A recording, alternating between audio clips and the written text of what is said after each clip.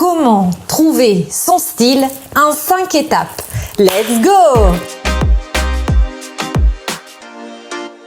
Hello, moi c'est Aurora, je suis italienne, je suis image stratégiste et ma mission c'est d'aider les girl boss à révéler leur authenticité par l'image en devenant des femmes charismatiques et confiantes.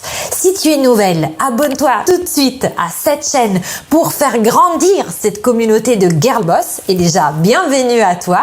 Et aussi n'oublie pas d'appuyer sur la cloche des notifications pour ne rater aucune de mes vidéos.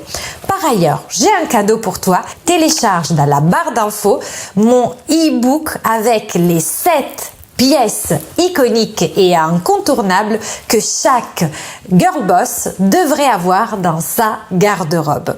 Sans plus tarder, passons à la thématique d'aujourd'hui qui est comment trouver son style.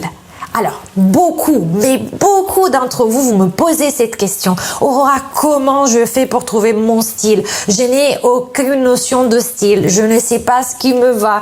Je ne sais pas du tout ce qui est beau. Je ne sais pas du tout ce que j'aime. Il y en a qui me disent, je ne sais même plus ce que j'aime.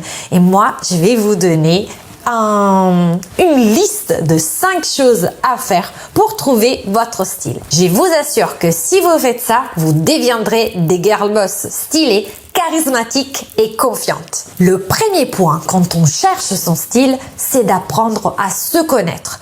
Tout part toujours de là. Il faut déjà qu'on comprenne ce qui nous va, quelles sont les formes qui nous mettent en valeur, quel style. En fait, encore avant de parler de style, il faut déjà voir quelles sont les formes qui épousent notre corps, qui le valorisent, qui vont nous rendre féminines, irrésistibles.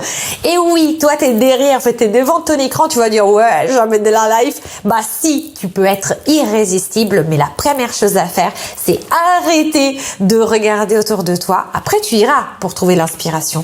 Mais au départ, il faut que tu te regardes toi-même, que tu prennes tes mensurations, que tu vois quelle est la morphologie à laquelle tu appartiens et ensuite que tu fasses des recherches pour justement trouver les pièces qui te mettent en valeur. La même chose pour les couleurs. Toutes les couleurs ne vont pas à tout le monde. Et ce n'est pas une question le jaune me va, le noir ne me va pas, ou le rose, le rouge me va, le beige ne me va pas.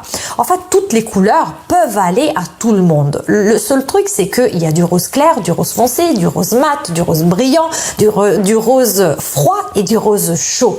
Et pour cela, il faut connaître sa colorimétrie pour ensuite choisir la bonne tonalité de rouge, la bonne tonalité de jaune et pas prendre au pifomètre parce que une couleur peut nous rendre la vie meilleure. C'est-à-dire qu'on va se regarder dans le miroir et toi aussi, dis-moi si ça t'est déjà arrivé d'ailleurs. Raconte-moi ton expérience. Est-ce que déjà ça t'est arrivé de mettre une fringue le matin et de te dire « Ah, là j'ai bonne mine » ou à l'inverse, tu te réveilles et tu dis « Punaise, j'ai l'air au bout du rouleau » parce que simplement, tu as mis une fringue qui n'était pas dans la bonne couleur par rapport à ta colorimétrie. Alors, 2 solutions. Ou pour tout ce qui est morphologie et colorimétrie, tu regardes sur Internet. Franchement, il y a beaucoup, même sur YouTube, il y a beaucoup d'informations déjà.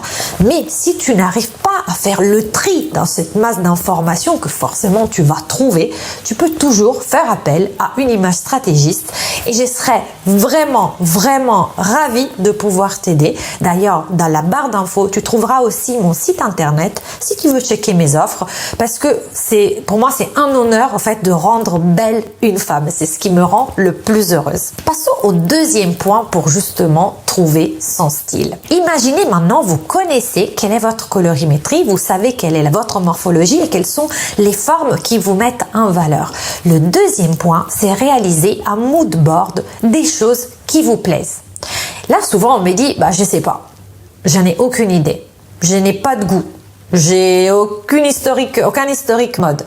Et là, je vous dis, à ce moment-là, ne pensez pas à ce qui va vous aller vous. Juste concentrez-vous sur les pièces ou même sur les personnes, sur les influenceuses, sur des stars, sur des styles, sur des films, sur des expos. Vraiment, voyez large, pensez large. Ne pensez pas à l'accessoire mode du moment, pensez plutôt à un style. Est-ce que vous aimez bien le style années 50? Est-ce que vous aimez bien le style féminin, masculin? Est-ce que vous aimez bien les lignes très nettes? Vous aimez bien par exemple des personnes comme Victoria Beckham qui a un style minimaliste. Vous voyez, c'est vraiment des lignes très épurées. Est-ce que vous aimez bien quand c'est très coloré ou vous aimez bien quand c'est vraiment tout dans la même teinte?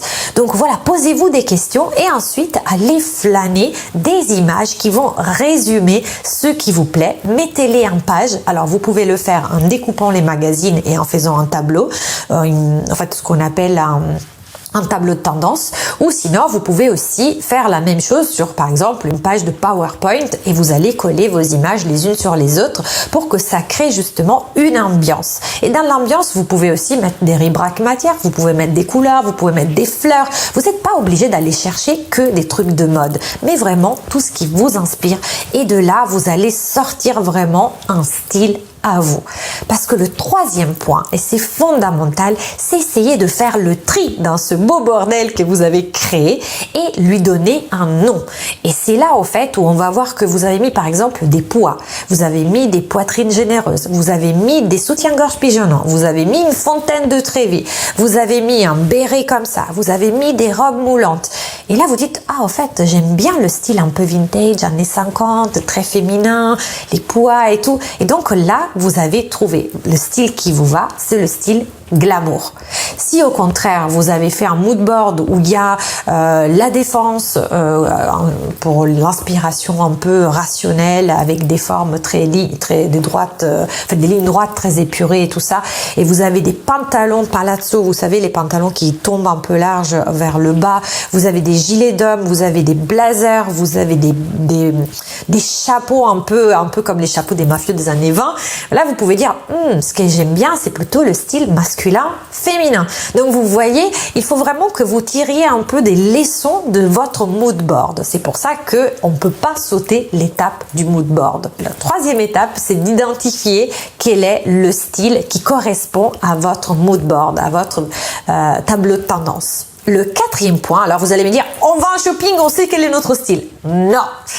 Avant tout, vous avez déjà une garde-robe et à ce moment-là, vous faites le tri de votre garde-robe. Vous savez maintenant que votre style, par exemple, si on reprend l'exemple du glamour, c'est le glamour. Donc, tout ce qui est fluo, tout ce qui est girly, tout ce qui est streetwear, on sait peut-être que ça nous plaît pas vraiment en fait. Je sais pas pourquoi il est tombé dans notre placard, peut-être parce qu'on s'est dit qu'on en avait une utilité, mais en fait, on se sent pas bien dedans. Donc, on dégage, ou on vend, ou on fait des cadeaux, etc.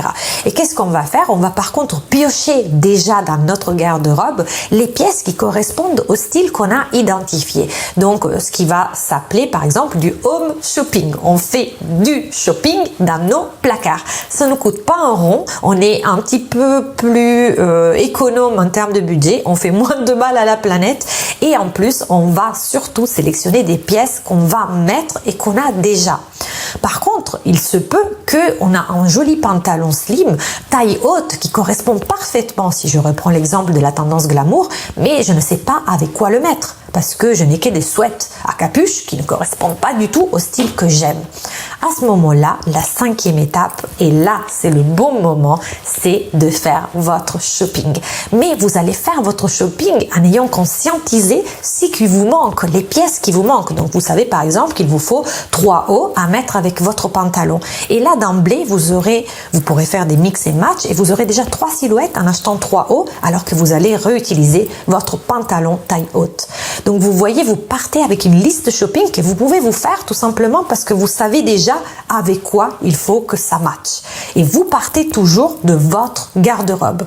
Avant tout, j'espère que ces conseils vous auront plu, que maintenant vous êtes d'attaque pour trouver votre style. Pour récapituler, le premier point pour réussir à trouver son style, c'est de se connaître. Le deuxième point, c'est de faire un mood board ou tableau de tendance. Le troisième point, c'est de donner un nom au style qu'on a trouvé précédemment dans le tableau de tendance. Quatrième point, c'est de faire du home shopping. Le cinquième point, c'est de faire du véritable shopping et constituer sa collection capsule.